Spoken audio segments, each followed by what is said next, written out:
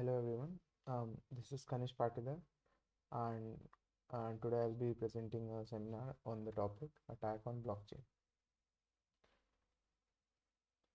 So, talking about attacks on blockchain, these are the main categories in which we can divide the attacks. Um, so, and furthermore, we can like in an overview, we can divide the attacks in two ways. The first is attacking on the system of blockchain, or you can say the main the main concept of blockchain. The other part is using traditional methods um, to try to attack services that are built on blockchain, right? So in the first category, we have peer-to-peer network-based attacks. These are attacks which use the fact that blockchain uses a peer-to-peer network, right?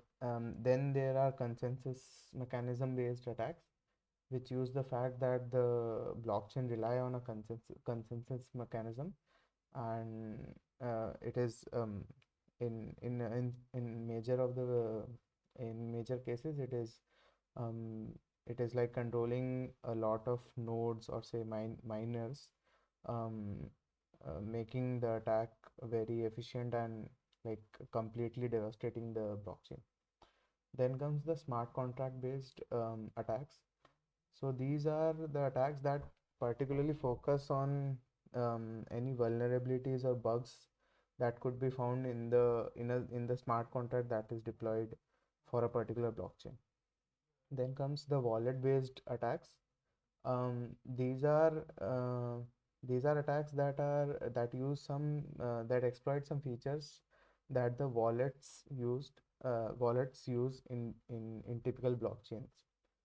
Then comes the traditional attacks that are done on the services that are built over a blockchain, right? So we'll see each of them in some details. So talking about peer-to-peer network-based attacks, we first have the Eclipse attack.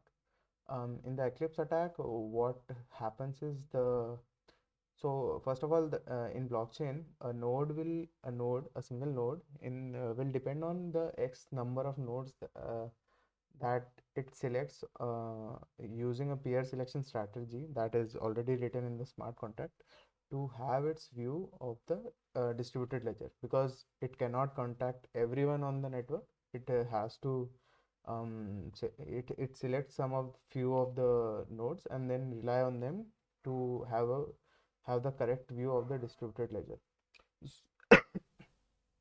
So in this case, if the attacker can manage to make the node choose all the X number of nodes from his malicious nodes alone, so in that case, the single node, the victim node, would be contacting only the malicious nodes.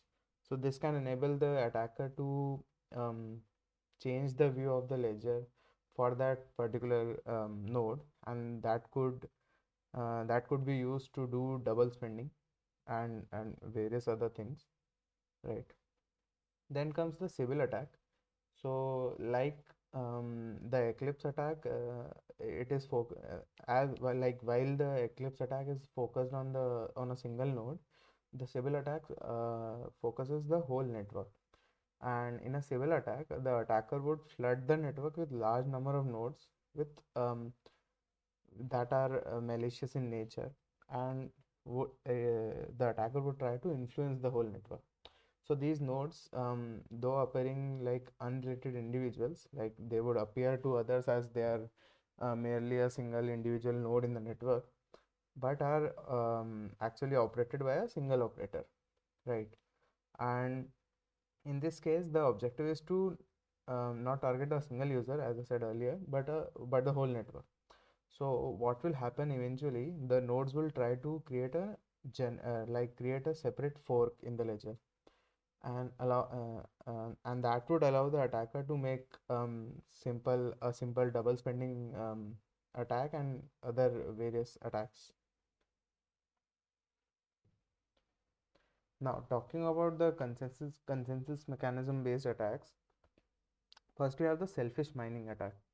So in this attack, what happens is, so whenever, like, mostly the blockchains that are being used today consider, like, rely on the fact that every node would consider the longest chain to be the true latest version of the ledger. So a selfish miner can try to keep building blocks in stealth mode on top of the existing current chain. And when he can build, like, if at any moment of time he can build a um, lead chain of blocks that are on top of the current one. So what you can do is you can just publish those blocks in like simultaneously, and would try to capture the longest chain, like become the longest chain in the whole network. So while doing this, um, what he can do is he can inject the custom build transactions to, like, benefit the attacker and try to manipulate the whole blockchain. Right. Then comes the mining malware. Mining malware is um, an application of malware attacks. So in malware attacks, what happens is the attacker would try to get access of various devices, random devices over the internet, like say personal laptops or personal mobile phones, and you would use their processing power to do or to participate in any malicious activities. In our case, the malicious activity would be to mine various cryptocurrencies, right? So that would help the, like, for the hacker, it would be like having a large source of like a lot of processing power, but he would not have to pay any cost for that, right? Then comes the 51% attack. This attack is possible when a miner or a group of miners control more than 50% or more than 50% of the mining power of the blockchain network, right? So, though it is very difficult to happen in the large networks like Bitcoin or Ethereum, but it is possible to do this kind of attack in smaller networks. And once a group has a majority control over transaction on a blockchain, it would prevent specific transactions or even reverse older transactions. Basically, can manipulate the whole ledger in any way possible, right? This is mainly done on the blockchains that follow the proof of work ideology method, and currently newer methods of like proof of stake are being developed to counter this kind of attack. Then comes the time jack attack.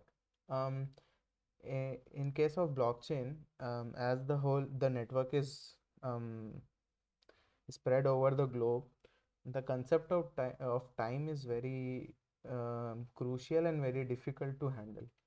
What I mean by that is, if a node is the in Asia, let's say, and some other nodes are in the North America or somewhere else, um, when they communicate with each other, there is obviously a latency gap plus the time um, their time zone gap. So to account for that, what blockchains like Bitcoin do is they rely on the neighboring nodes to get a sense of time, right? So um, uh, so they depend on internal timing mechanisms derived from the median time reported by the peer nodes for a particular nodes, right? So let's say the attacker like manages to put a lot of malicious nodes in the network, and it would be like an eclipse attack, but it would try to manipulate the time of the target node, the time that has been supplied to the target node, right? And once that time is that time is manipulated for a single node, what we can do is we can go back in the blockchain and add some more blocks, or even remove some blocks, and like just um, try to confuse the target node, like which one is the true blockchain that is being followed. And this would again enable the attacker to do double spending or do transactions with the target node, which are submitted according to the target node, but actually they are not. Then comes the attack. Um, so in Finney, uh, um, then comes the Finna attack. So if you can mine a block with one of your transactions in it and keep it in stealth, there is an opportunity for you to do double spend the money. So what the attacker would do is, say a merchant accepts the unconfirmed transaction, you can transfer him this earlier transacted currency, and next you publish the earlier mined block which was kept in stealth before your new transaction is confirmed on internet, right? So essentially you are doing a double spending attack.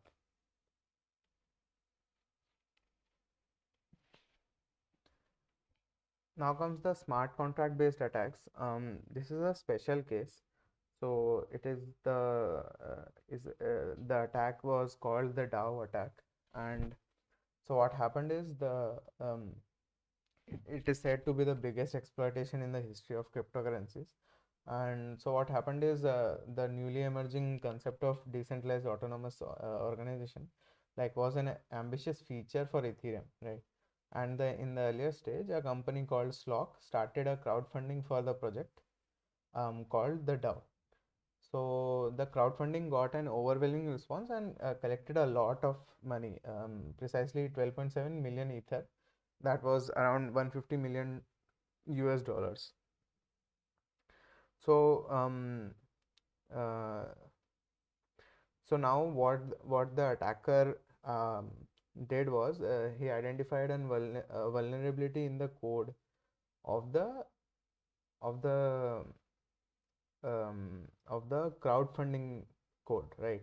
So where there was a recursive withdrawal function that could be executed without checking the settlement of the current transaction. What that means is, so if the attacker tries to begins a small amount, begins the attack by donating a small amount to the crowdfunding pool, and would request a withdrawal with a recursive function. So it would be a recursive function, and it would end up calling itself again and again, um, essentially withdrawing the money again and again in an infinite loop. And this allowed the attacker to extract, in this case, almost $70 million out of the crowd fund.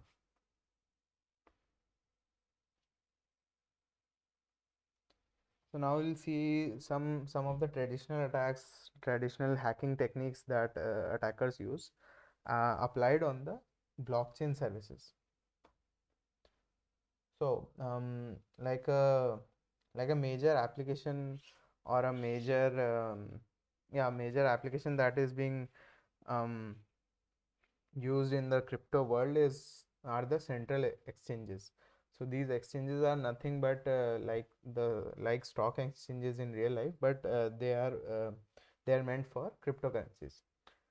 But the fact that they are a central in nature, they have their own servers and stuff. Um, this this makes um, this m- this makes them very attracting for the hackers. How so? Because uh, when there is a central agency in this decentralized um, not decentralized, when there is a central agency in this high valued high money transaction based system.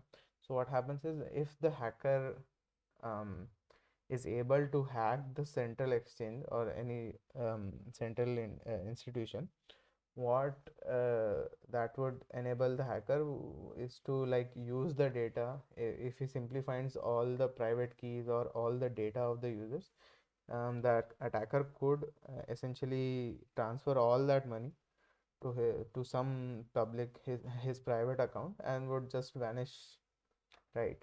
So that would enable, like that would end up in the exchange losing all the pool that it has generated. And um, like the hacker would like could get all the funds and would be able to vanish with all that money. Then comes the DeFi hack. So DeFi is again another application of currently being like there are many applications around blockchain that are called the DeFi, decentralized finance. So it's common for attackers to fund DeFi attacks because there are a lot of services that claim or that give flash loans to basically cryptocurrency wallet holders. And these flash loans typically don't require any collateral or the KYC procedure for the identification of the person, because um, that is one thing that the blockchain offers, the anonymity of the identity. So in that case, what the attacker could do is, it could try to create a lot of malicious nodes or users, and would try to take flash loans from these DeFi services, and would try to fund those loans in some of the liquidity pool. And funding those moving all those money, all that money in a specific liquidity pool would artificially inflate the value of that pool. And further, what the attacker would do is withdraw all that money, all that Bitcoin in one go, and just um, ex- uh, like use the inflated value to extract out profits. Then comes the traditional, not traditional, but the very commonly known phishing attack.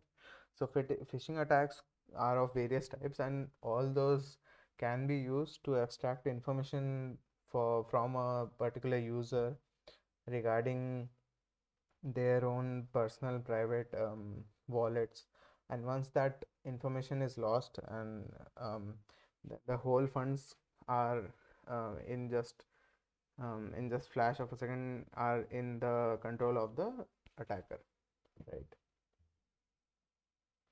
In the case of this crypto space, spear phishing is also involved. So spear phishing is nothing but the attacker has some specific knowledge like about the victim, and he would use that specific knowledge to customize their attacks, and often gain the trust of the use of the victims more easily. Then comes the rug pull or exit scams. These are like any other typical exit scam. What happens is they would promise users about a service or any of the service they would provide in the crypto world. And once the users pool in, donate money or try to use their services by giving some amount of money, they would just vanish from the internet. And like, because there is no regulatory authority, they can't be held accountable, and they would just vanish with all that money that the users gave, right? Then comes the fake software wallets. Like this can be viewed as, in the case of traditional bank, not traditional internet banking, what some of the, like many of the hackers do, attackers do, is they would create a fake like the real a real looking website or an app for like copying a banking website, and they would try to um, pull in users to their own website, the fake website, and would try to capture the credentials of the user and stuff like that. That would enable them to transfer funds from their from the banking accounts of the users. Same can happen in the case of blockchain, where the attackers would create a fake wallet app, and the users would be trapped and would try to log in with their credentials and would even enter their private keys. Once the private keys are in the hand of the attacker, they have the whole um, authority on the crypto wallet, and they could empty it out. So thank you for attending this seminar, and I'd like to thank Professor Ashutosh Bhatia and Professor Kamlesh Tiwari for introducing me to this world of blockchain and helping me gain specific knowledge regarding this. Thank you.